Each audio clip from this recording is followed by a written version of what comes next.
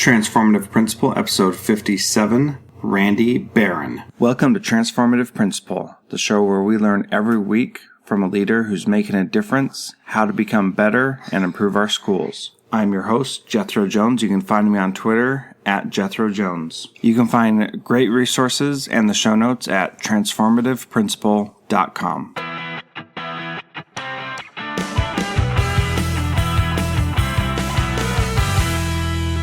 All right. Today, my guest is Randy Barron. He's a Kennedy Center. Well, I'll let you describe who you are and what you do. How about that?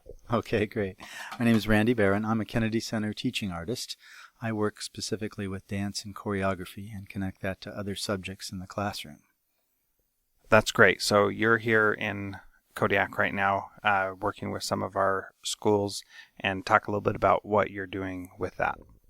Well, the main thrust is to have a teacher workshop, and those are typically 3 hours in the Kennedy Center model. And what we do in the teacher workshop is show what the techniques are that we're using in the classroom. We give those to the teacher in a participatory way, and then they walk away with a packet of resources and materials they can use to put it to practice. As a support for that and for the teachers that are participating, I'm also doing demonstration lessons in classrooms at your 4 elementary schools. And what I'm doing there is teaching one classroom at a time and showing what I actually do with kids in the classroom, and that it actually does work, not just with adult learners, but also with our young learners. Cool. So tell me more about what the Kennedy Center model is and how that helps teachers in schools. The purpose of arts integration is for us to be teaching both an art form and another subject area at the same time. So it's a little different from arts enhancement, where we might teach someone a dance that's already been made up or a song that they could learn to memorize the order of something. This is much more for the students to be creating. So we set them loose with a creative problem to solve, and they create their own piece of art. In my case, they're creating choreography or dances about the subjects that we're investigating.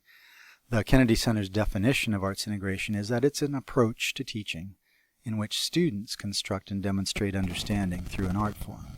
Students engage in a creative process which connects an art form and another subject area and meets evolving objectives in both of those subjects. So we're giving the work over to the students. They're the ones building the understanding, and their understanding is contained in that artistic product that they're creating. Okay, so your purpose is to not just teach kids some artistic thing, but to teach them something else at the same time. Is that in response to the cutting of funding to arts, or is that a superior way to teach? What's your philosophy on that? Well, this is an addition to the other ways in which we use and teach the arts in school. We still want to have our art specialists teaching art as curriculum, because each art form has its own body of knowledge and its own skills and techniques, and we want to keep doing that. Arts enhancement is a good thing. By singing the ABC song, we remember the order of the alphabet. We know the nifty 50 states. But we're not learning anything about the art form when we do that. So in arts integration, we're actually using the tools and techniques of the art form to create a piece of art that contains understanding about something else as well. And that means that the students are doing the creating. The teacher really doesn't have to be the artist. They don't have to be an expert. They just need to know enough about the art form to set the creative problems for their students to solve, and then turn them loose, and then you can assess those products in numerous ways and make them part of their portfolios that proves that they are guilty of learning. Guilty of learning. That's a good phrase. I like that. So you're talking about movement and dance with what you're doing. How much of movement and dance do teachers need to know about to be successful with this? Really, the only information that teachers need to have is the elements of dance, which are simple and 4 in number: body, energy, space, and time, or BEST. And then once you think about those elements and the sub-elements within them, you can lay that Venn diagram over other subjects and see where are the match-up points. Dance is great with science because everything in the universe is moving, and so we can figure out ways to show that movement and the ways that things happen over time in science. With language, I often work with poetry because dance is figurative movement in the way that poetry is figurative language, and they fit together really well. You can create dances from poems, and you can write poems from dances. So we're always looking for the place where is that significant and mutually reinforcing connection between the art form and the subject area. Some areas have more connections than others. Some are more mutually reinforcing than others. And those are the ones that we're teaching teachers how to look for them and how to then run with those in the classroom. Okay, so you talked about integrating easily with science and poetry. What are some of the areas where it's more difficult, but that you still see a connection? I'm sure that you could see a connection between every subject and could find out how to make it work, right? But what areas would it be more difficult, and do you kind of have to stretch yourself to be able to find those connections? Yeah, you become a creative designer of these problems to solve, so you have to be thinking creatively when you're looking at the elements and when you're looking at whatever connections you're trying to make.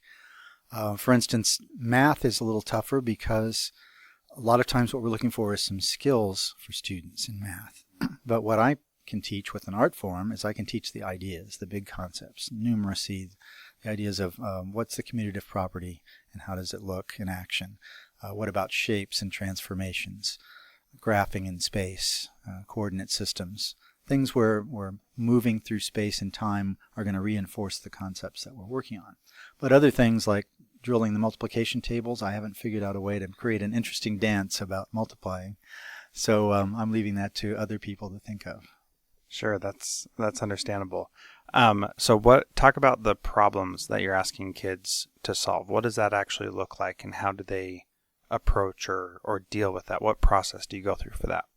Well, for instance, today in classes we were creating dance phrases about the water cycle. We were telling the story of the water cycle by creating a repeating dance phrase.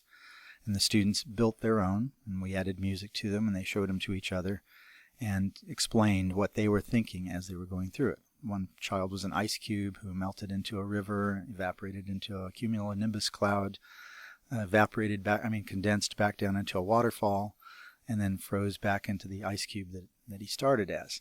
So he was able to tell that story in words, but also show it in movement and dance it at the same time. Once the kids have that experience of all making their own dances and they've got their own movement vocabulary, then I move them into small groups and I give them each assignments that are based on whatever the topic is. With the water cycle, for instance, one of my groups is show where solid water is found on the planet and how it can become liquid. So they might show me a glacier slowly melting into the ocean, or they might show me an ice cube tray left out on the counter.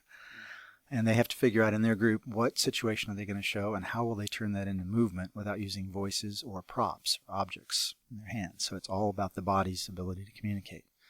Another one of the assignments I give them in that set is show where underground water might be found and how can it get to the surface. So they might choose to show me a geyser, they might choose to show me an artesian well or someone pumping water to the surface.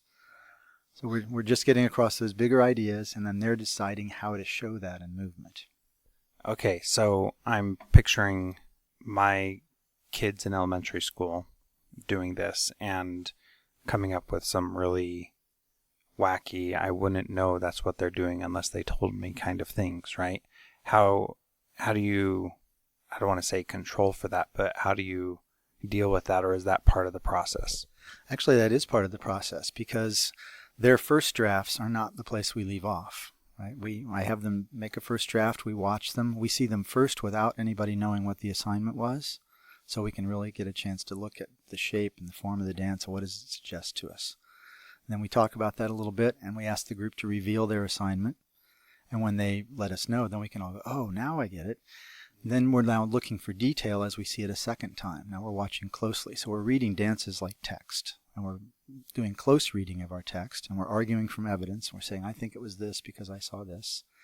And that gives the choreographer students feedback about their choices. So now they can decide, they meet and decide how successful was this, what would we keep in our second draft, and what do we need to toss out and replace with something better. I also give them the elements of dance as tools for refining their work. So they're always aware that it's a serious process. We're having fun and we're playing, but we're not playing around. We're playing with a purpose, and we're playing with a reason to communicate something important about this science idea to somebody else. That sounds really cool. So kids are doing this, and then are you expecting every kid to participate in the dance, or are there some roles that different kids take? How does that setup work in the actual classroom? Yes, everybody participates. I'm shooting for 100%. I always have 100%. For one thing, it's engaging and it's fun. It takes some kids longer to get into it than others, and there's a spectrum of how much movement they're willing to do at the beginning. But everybody really gets into it. Today we had fifth graders, some of the boys who were looking very shy and unwilling at the beginning, were dancing up a storm by the end of the class. They were really getting it. They were having a good time, and they felt like they really were getting both science and dance. So there's that continuum in the process of inviting them in. And then we also, in the small groups, if you're not as comfortable moving or being out front, you might be a more stationary thing, or partner up with somebody else, and the two of you are doing something that you feel safe doing. They get to choose their own level of how much risk they're going to take, but it's all outside their comfort zone, which means it's in their learning zone. And that's a great way to look at it, outside their comfort zone and in their learning zone. That's something that we need to be aware of. Recently, someone was talking about getting kids to do that just with classroom response. Someone who was here earlier this week, and that was a really powerful moment in our professional development earlier, where she was talking about that, and we were all able to recognize, yeah, that is actually what's happening. These kids are uncomfortable, just uncomfortable enough that they're actually learning something. So you talked about them going back to a second draft. How do they record what it is that they're doing and keep track of how they're supposed to move from during a dance, and then going back and refining it? The beautiful thing is our muscle memory does most of that work for us. We have a map of our dances built into our bodies once we've done them, practiced them, showed them a couple of times. And what's cool about revising a dance is if you're going to do it again, you got to start over anyway. There's nothing to throw away. You don't waste any materials. And so they take often to just diving in and making changes and thinking, wow, I saw this other group do this cool thing. Let's try that strategy, but it's on our subject here. We're going to apply that formation we just saw, or that idea of a wave or a sequential movement or whatever it might be, so that they are continually trying to improve their work. I also give them a chance to record it in pictures and writing. So they can show me a drawing of their beginning shape that they started in, where were they on the stage, and they show me a drawing of the ending shape, and then they narrate how they got from beginning to end, and tell me why. Why was this good science? Why was this good aesthetically? Why did we choose to do this? So it lets them all, they can work together as a group on that, but then each child has their own record of their thinking and their group's thinking. Okay, so if they had an idea in their first draft and they put it on paper and then they couldn't remember how they got from one point to the next, would they just make up a new way to get from one point to the next? Yeah, that would be one strategy, but typically they know it really well. It's amazing how quickly they internalize it and can remember it. And also the audience remembers and can remind them and say, hey, that part that we saw last time that we really liked, you took it out. Where'd it go? And so there's this back and forth between the audience and the people sharing, because everybody in the room is a choreographer now, and they're thinking as an artist. They're also thinking as a scientist, and they're trying to make both of those things into the best story of whatever science idea that they can. So why is this particular way of teaching something that attracted you? Like, how did you get into this point? Well, I was working as a performing artist, a professional dancer in Kansas City, Missouri, and the Young Audiences affiliate there invited people who would like to learn about classroom practice and would like to connect their work to the classroom to come and learn and take some workshops, or actually a seminar. So I got my initial training through that program, and it was tremendously powerful and exciting. My motivation was because I started dancing when I was 19. I didn't know about dance as an art form until then. I saw a ballet performance that I completely did not understand, and I felt like a real idiot. So I decided to take some dance classes, and when I did, I found out that for me, it combined all different parts of my personality. It was an intellectual challenge to remember all the steps and the movements and what was going on and the names for them. It was a physical challenge. It was very sport-like, very athletic, and I've always been interested in sports. And then there was an emotional high to it that was unlike anything else I'd done. And it just seemed like it knitted everything together for me. And I felt whole for the first time. I didn't want kids to go through school and life without knowing that dance was this thing you could play with, that it was a real plastic art form that they could enjoy and have fun with without having to know any steps, without having to be judged for their technique or their talent, but to create from their own insides. And that's why I started, and that was in 1980. In 1995, I was invited to join the Kennedy Center's teaching artist roster, and they give us tremendous professional development. Every year we have an annual retreat to go and learn the latest things going on in education and make sure our practice stays sharp. So I find it challenging, I find it fulfilling, and just tremendously exciting to watch those light bulbs come on in those little eyes and to see them transform their vision of themselves, really. So you don't, I just find it amazing that you went at age 19 and became a professional dancer. So what was your dream before that? What did you want to be? Because if you just found out about dancing at 19, you had to have some other plans. What did you ditch to become a dancer? Well, that's a great question. I was a pre-med student, and I was really interested in diving. I thought maybe I could go with Jacques Cousteau and be a doctor on one of his ships and go down and dive and take care of the other divers. I was interested in oceanography. I thought I might be a scientist. So my degree is in biology. I have a Bachelor of Science in biology, and once I finished that, I went to the Boston Conservatory of Music for 2 years. I had been dancing throughout college, and I got a scholarship there. I spent 2 very intense years training, and I spent a year in New York going through that crucible, and then joined a dance company in the Midwest. That's an amazing story, and now you're sharing that love that you didn't even know you had with kids all over the country, all over the world. Is that? Well, I've done this work in 37 states. I'm trying to make some inroads overseas as well, because I think there's a lot of countries that aren't even as far along as we are on this path. But yeah, it's just a real passion to share it with them and to see that as many people as possible can get this idea, which is why I also teach teachers, because that multiplies my ability to reach into those classrooms.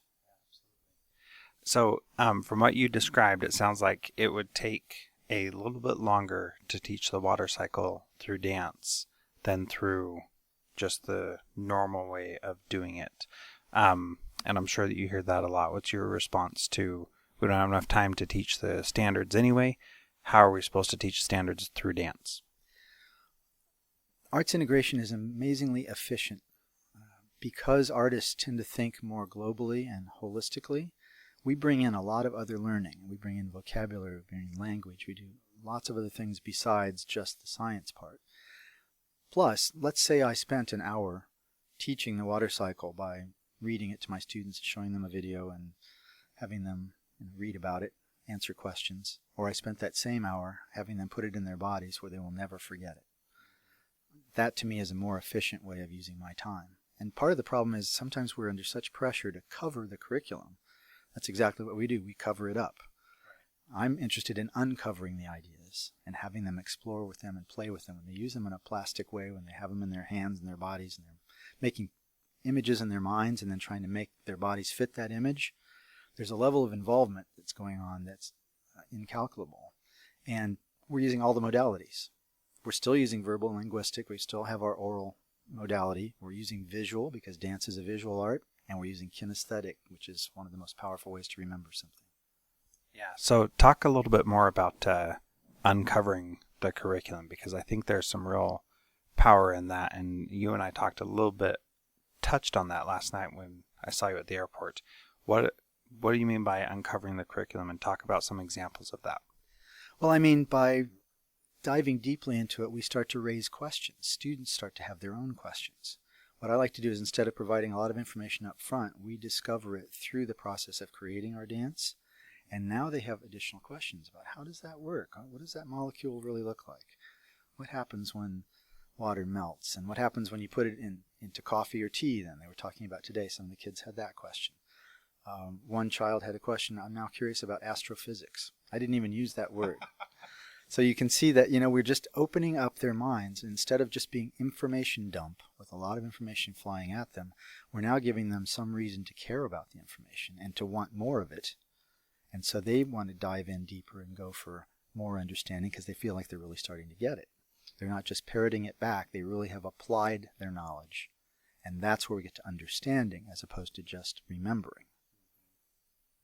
Yeah, and that distinction between understanding and remembering is important, especially for us as teachers who want kids to really embrace whatever content it is that we're teaching them. And especially here at the middle school where I'm a principal at, these are foundational topics that kids are learning now that are going to help them understand other things for much of the rest of their lives. They're important topics, especially in science and in social studies. We're starting to encounter things that are going deeper, and some kids may not have had that depth before in elementary school. What are some other examples of ways that you've helped kids uncover and raise their own questions and been able to see things that they wouldn't have seen before? Well, for instance, when we're doing our poetry work, we're concentrating on using short phrases that I've taken from poems and trying to turn those into evocative movement of some kind.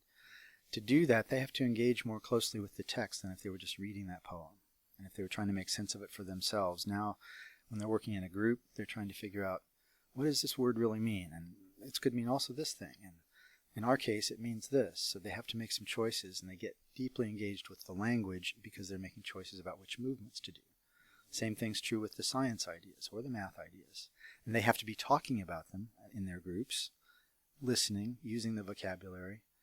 So it puts that knowledge to work. It puts it into practice for them. And that's where the memory comes in, and that's where the power of the understanding comes in, because they see why this is important or why it makes sense.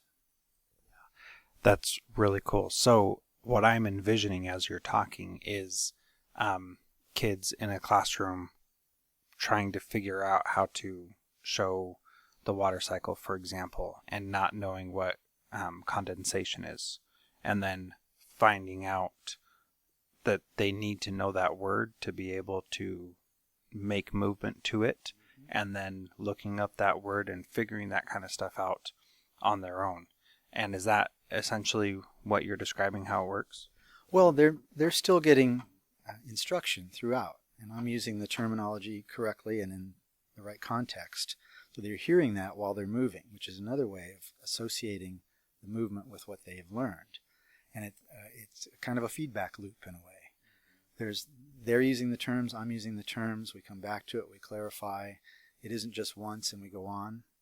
And this is also something known as interleaving, where we have existing knowledge and we're adding new knowledge, and we're going back over some old ground while moving into new territory. So instead of just all a new unit, which is blocking, right? We do a block, then we test it, then we do another block and we test that. In interleaving, we keep going back over older ground, but weaving it in new ways because we have new understandings about what we thought we knew before. And that makes it very dynamic, and it means that the students are the ones building their understanding. I'm not just layering it on them and hoping that it'll stick. They are actually constructing that for themselves. That sounds pretty cool, and sounds like what we really want to have happen, and we often lose sight of with the other pressures that we have.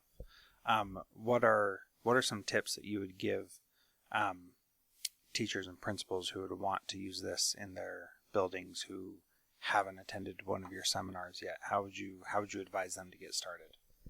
Well, if they can, find a Kennedy Center type workshop to attend. There are partnerships all over the country. There are several here in Alaska. It is a very powerful way to learn. But then also they have to, I would say for principals, make sure that even though you're under a ton of pressure for testing and everything else, let your teachers have a little bit of breathing space. If they happen to be moving furniture and the kids are up moving around, trust that they are actually learning in that situation and not just having a party.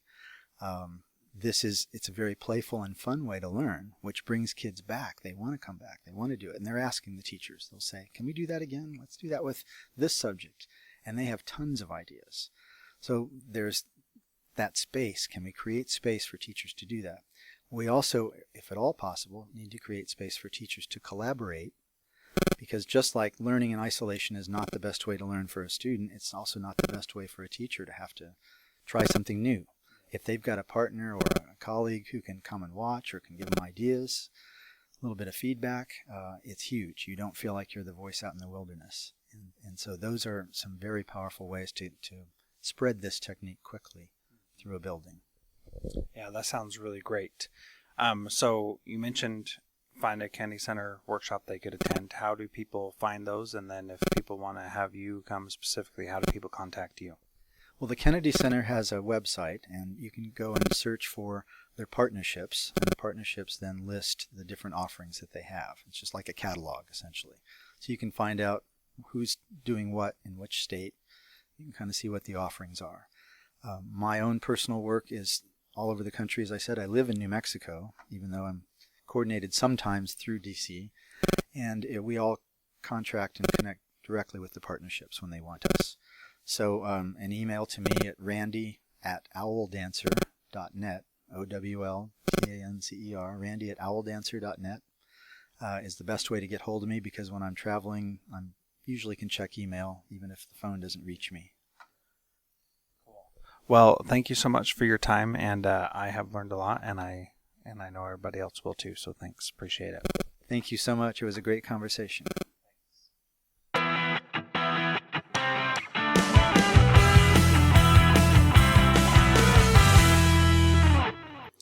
Thank you so much for downloading and listening to this podcast. Please subscribe in iTunes or Stitcher, and please feel free to give us a rating on Stitcher Radio or on iTunes so that we can help spread the word about how much we're learning in this podcast. Thank you so much for listening. You can find me on Twitter @Jethro Jones.